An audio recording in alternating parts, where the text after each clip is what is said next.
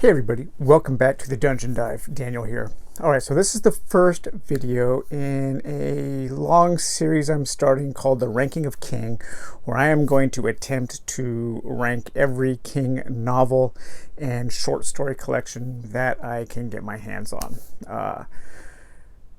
Let's see if I finish that or not. In today's episode, we're going to be taking a look at Firestarter. Now, Stephen King is probably my favorite living author. I think I can make that argument, and I think I could defend that argument. I have a lot of favorite authors. Many of them are dead. Many of them are alive. But Stephen King is my favorite living author.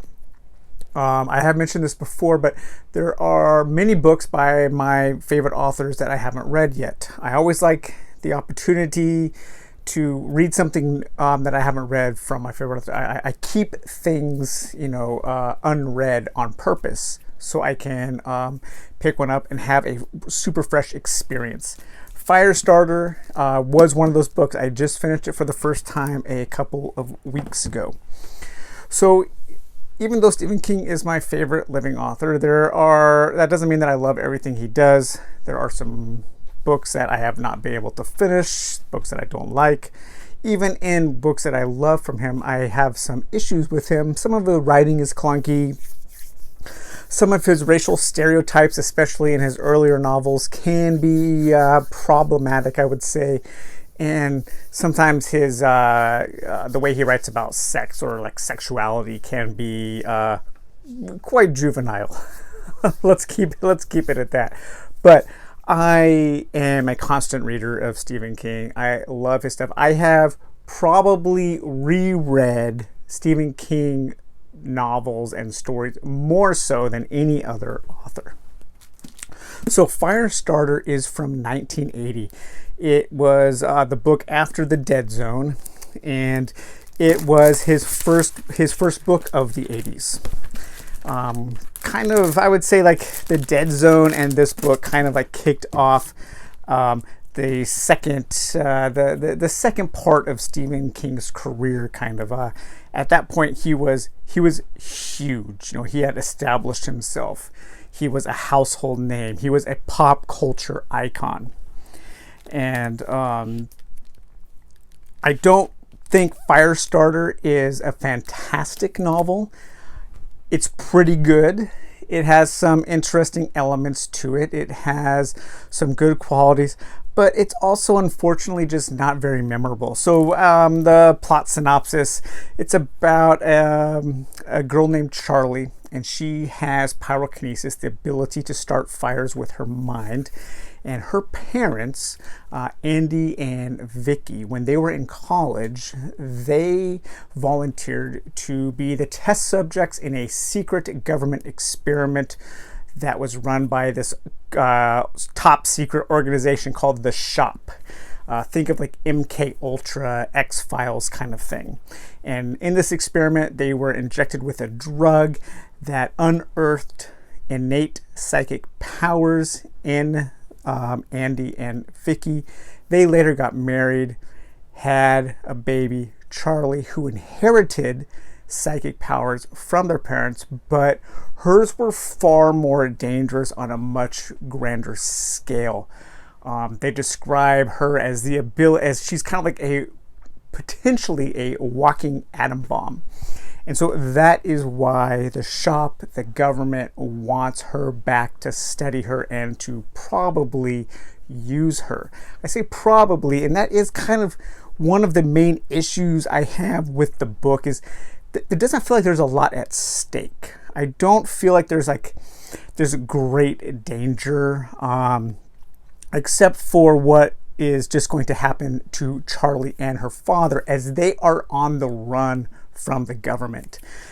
Firestarter is very much a product of Stephen King's generation. The 60s, the civil rights era, coming out of Vietnam into the 70s and 80s, being very anti-government. And that is what I would say that Firestarter is most about. It's about the blue-collar working man up against this evil government organization, and they want to stick it to the man while the government wants to beat them down.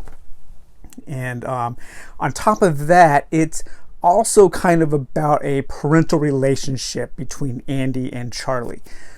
You can look at this compared to Carrie, which Carrie is also a book about a young girl or woman who has psychic powers. But Carrie is very much about something. It is about Carrie's, her sexuality. Her powers are a manifestation of her adolescence, and she is coming to terms with that, and her powers are kind of like a metaphor for her burgeoning sexuality as she's coming into young womanhood, young adulthood. That is not the case with Firestarter. Charlie, the Firestarter, she's like 8 years old, so she doesn't have that. There isn't that examination of her as a person, as a character. So I think that is kind of one of the issues with the book. Is like one of the main characters we are dealing with for the entire narrative is an 8-year-old girl who just isn't very interesting, and that's not. I don't know if I think it's not the fault of King. It's just it's really hard to make a young girl or boy, just a young child, very interesting, because children haven't developed themselves yet to be super interesting characters. She doesn't have very many opinions on things. She doesn't have a lot of interests that we can relate to or bounce off of. And so when we're spending time with her, I don't really feel like there is much going on deeper than just the plot. However, there were multiple times throughout the novel that I found myself really angry at Charlie. And I think on that level, King does tap into something. And the reason I was angry with her is that I wanted her to use her power. I wanted her to get angry, to stand up to the man and just attack those government goons with her firepower. I wanted her to go on the offensive much earlier so she could stand up and protect herself and protect her father and protect all of the other people who were helping them. And that is one of the struggles in the book, is she does not want to use her powers, and she doesn't realize really what she has until it's kind of too late for her to really step up and do something. But I did find that interesting, that I was like kind of consistently getting angry at an 8-year-old girl. It's like, come on, Charlie, do something about it. And so I appreciated that struggle that I had with that character, that relationship that I had with the character. Now, one of the things that I think Stephen King, there's two things that I think Stephen King does really well. One of those being I think a defining characteristic of his writing, and that is his ability to create a setting and to create time and space. And he does that in a number of different ways throughout a number of his novels and his short stories. One of the ways that he does that is through time stamping. So he'll have a date or a time, and so you can kind of connect the dots from looking at almost like a calendar view. Another way he does that is through writing camera movement like a screenplay. He's very good at setting the stage and directing the reader's eyes to important elements and moving around the set as the story develops. And the final way he does that is something that I call meanwhiling, where he will set up a series of events, and through just very simple language, he will convey to the readers at what point certain things are happening in relationship to each other. And that's really important in King's books because they are often so long and they do often deal with so many characters. And so it's very important to keep everything flowing and for the reader to very easily identify when certain things take place where they are taking place. And he does that here, where in each major chapter and section of the book starts off with like this is happening while something you just read is happening. And I really appreciate that, and it is something that I notice a lot in Stephen King's books. Right now I am reading the Tommyknockers for the first time, and I'm really enjoying that, even though I've heard it's like a lot of people, it's like among his worst, but I'm really liking it. And the whole middle section of that book is like a master class in that specific quality of Stephen King's writing. So I will definitely talk about that next. That will be the video that is coming up next in this series. But beyond just so that's one of the things that he does really well. Another thing he does really well is he has great villains, and it's often not the top villain. It's not the leader who's like the best at being bad. It's like his first in command, his lieutenant. And in this book, that character is John Rainbird. John Rainbird is kind of like this assassin. He's been in Vietnam. He's all scarred up, and he's super evil, and he wants nothing more than to kind of like develop this very creepy friendship with Charlie, look her in the eye and kill her. And that's just, I mean, that's right there, that's already creepy.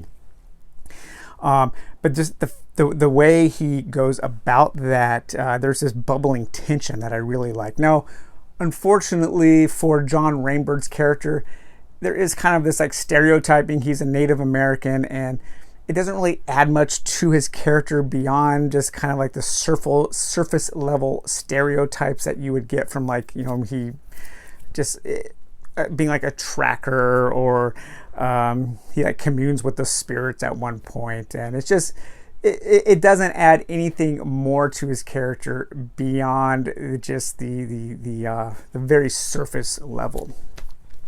And so beyond me having an issue with just like Charlie not being a very interesting character, but also being a focal point of the character, I do feel like the book struggles a bit in how it is constructed. It jumps back and forth between the present day and in the past with Andy and his wife Vicky. The book begins without really laying out the danger that Charlie and Andy are in. They're already on the run from the government, but we don't really know why. We don't know who they're on the run from. The tension isn't palpable until about a third way through, I think.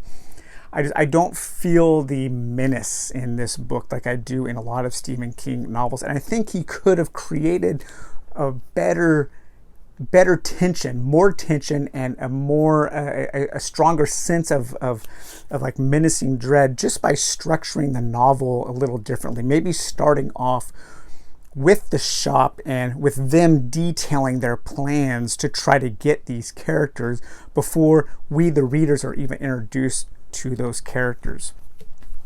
So, but ultimately, I think my main problem with Firestarter is it's just not that memorable. As soon as I was done reading it, I wasn't really thinking about it.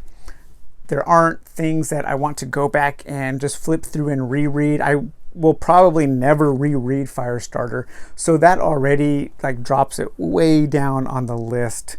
So I would say, for me, Firestarter is it's either kind of like upper lower tier or lower middle tier King. There are definitely books that I like more than Firestarter, and there are books that I like less than Firestarter. There are some Stephen King books that I couldn't even finish, and I was able to finish this one. It was entertaining, but there's just not a lot going on that makes me want to think more about this book or even return to it. So that's it. That is my take on Stephen King's 1980 kind of science fiction, government paranoia suspense thriller novel, Firestarter. I hope you guys enjoyed this video, and I hope you are looking forward to this series as much as I am. I hope it's entertaining, and I hope I'm able to draw some interesting insight into Stephen King as I put together the pieces. One of the things I'm going to be doing is kind of like, looking at how his books connect to each other. That is one thing. Firestarter doesn't have a lot of connections to his other books. It's not it's not part of his Uber tale, really. The Shop is also mentioned, I believe, in Tommy Knockers. And but there isn't like this, like there isn't a connection. You don't get the sense that this is like a part of his key world, his Uber tale with the Dark Tower at the center of it. It's just kind of like a standalone little thriller suspense novel. So, all right, guys. Well, I think that's it for today, and take it easy. Bye-bye.